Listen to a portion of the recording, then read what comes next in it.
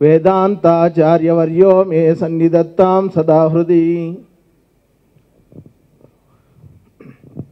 ఈరోజు ఈ వేదిక మీద ఉన్నటువంటి పెద్దలు అందరూ కూడా చాలా మహనీయులు. ఒక్కొక్కరు ఒక్కొక్క రంగంలో ఉద్దండులు. ఇంతమంది ఈ వేదిక మీదకి రావడానికి కారణం నరసింహుడే. ఆ నరసింహుడి యొక్క కృప వల్ల, భగవంతుడి యొక్క ఆశీర్వచనం వల్ల ఇంతటి గొప్ప కార్యక్రమాన్ని మేము చేయగలుగుతున్నాం. లేకుంటే ఇది సాధ్యమైనటువంటి పని కాదు.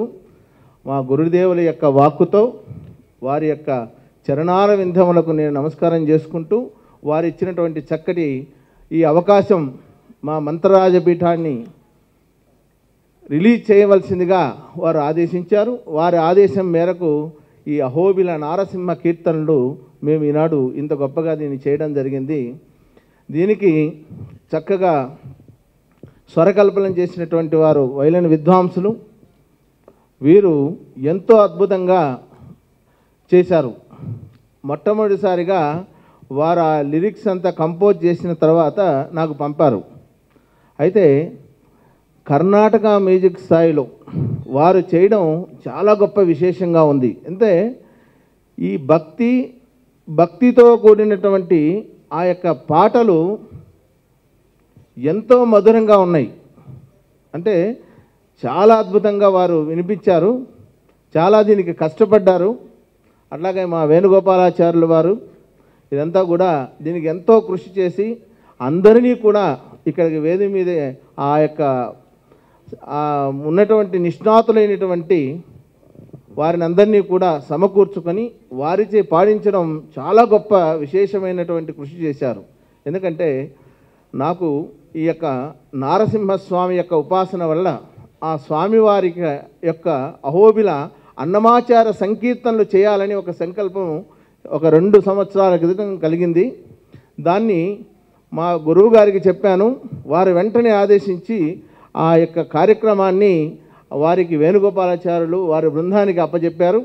దీనివల్ల ఈరోజు అద్భుతంగా దీన్ని చేయగలుగుతున్నాం. సరే, ఈ యొక్క కార్యక్రమాన్ని మనం చేయగలుగుతున్నాము. దీనితో పాటు నరసింహస్వామి యొక్క వైభవాన్ని, క్షేత్ర మహిమలన్నీ కూడా మనం ఒక ధారావాహికంగా చేయాలని మరొక సంకల్పం మళ్ళీ వెంటనే పుట్టింది. ఆ యొక్క సంకల్పంతో ధారావాహికం చేద్దామని మొదట అనుకున్నాము. కానీ వెంటనే అది ఎందుకో ఇంకొక స్ఫురణ కలిగి వెంటనే చలనచిత్రం కూడా మొదట తీయాలని అనుకున్నాం. ఎందుకంటే ఈరోజు సాంఘిక మాధ్యమాలలో కానీ ఈ యొక్క చలనచిత్ర ఆ యొక్క టీవీలో వచ్చేటువంటి సీరియల్స్ చాలా విచిత్రంగా ఉంటున్నాయి. ఎందుకంటే అందరినీ ఇబ్బంది పెడుతున్నాయి.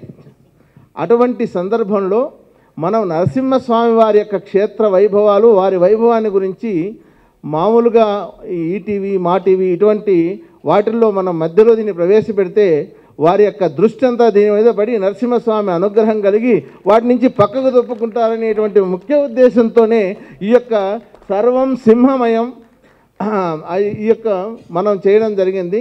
అయితే ఈ సింహనాదం అనేటువంటి ఆ యొక్క టైటిల్ చాలా అత్యద్భుతంగా ఉంది. అయితే ఆ యొక్క దాన్ని చేయడానికి నేను వెతుకుతూ ఉంటే శ్రీనివాస్ అని ఒక అబ్బాయి వెంటనే మాకు గోచరించాడు. మా మిత్రుడు ఒక ఆయన తిరుమల తిరుపతి దేవస్థానంలో పనిచేస్తారు. వారి ద్వారా ఈయన పరిచయం అయ్యారు. తనకున్నటువంటి ఆ శ్రద్ధ, ఆ యొక్క భక్తి, నరసింహస్వామి వారి పట్ల ఆయనకున్నటువంటి ఆసక్తి వల్ల గురువుగారు నేను చాలా చక్కగా చేస్తాను, నాకు ఒక మంచి అవకాశం ఇవ్వండి అని చెప్పడంతో ఈ యొక్క పూర్తి ఈ ప్రాజెక్టుని అతని భుజస్కంధాల మీద వేసేసాం.